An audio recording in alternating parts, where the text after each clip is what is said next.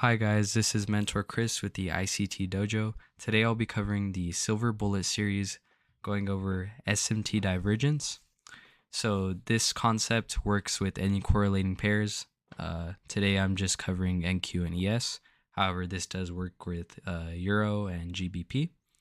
So I'm just going to get straight into it. On the left side, we have NASDAQ. On the right side, we have ES.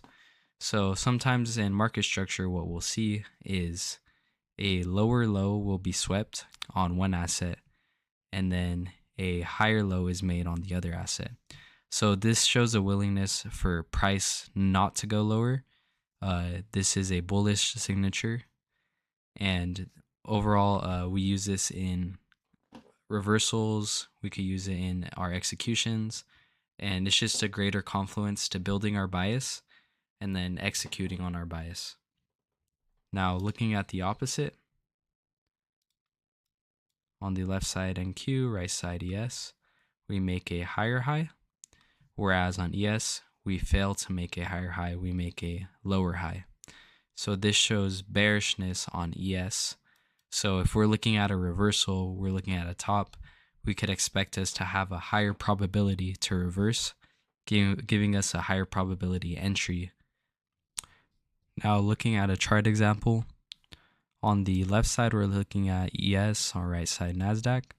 So we could see over here on ES, we come up and we take out both of these highs right here, whereas on NQ we fail to break these highs. Once we come up and take these highs and we see that NQ doesn't have a willingness to come up higher and take out those highs, we're going to wait for a market structure shift on the lower time frame, and we could find a silver bullet model within this distribution right here.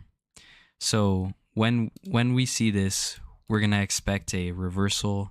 We're going to go with the more bearish one, which is over here NASDAQ, because ES is showing a willingness to go higher, but NQ is not. We're simply going to enter on that distribution, targeting opposing liquidity. And it's as simple as that. That's for creating our bias, and then now I'll show you how we use it with our bias and with our execution. So looking at our next example, in terms of bias, we have a SMT at the highs. So right here, from Monday to Tuesday, we take out Monday's high. However, we fail to on NASDAQ over here, making a lower high. So as we said before, this shows a willingness for NQ not to want to go higher. So that's going to develop part of our bias into what might be our next expansion lower. Now using the same chart from before, except on a 3-minute, we could see that ES over here, we create a market structure shift, and then we create another SMT. So right here, we have a high, we make a lower high. However, on NQ, we come up and we make a new high. This shows a willingness for ES now want to go lower. Now, I would still go short on NASDAQ due to the overall bias being bearish, more on NASDAQ.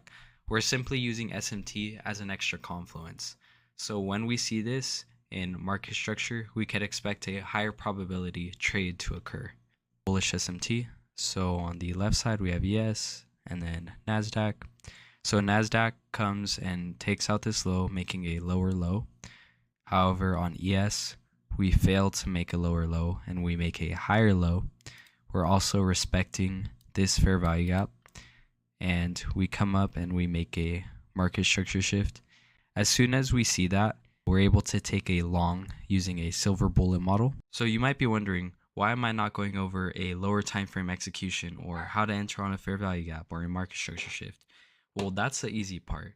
The hard part is actually learning how to develop a bias, how to use all of these confluences in conjunction with each other to create these high probability setups where we're going to actually be profitable in the long run.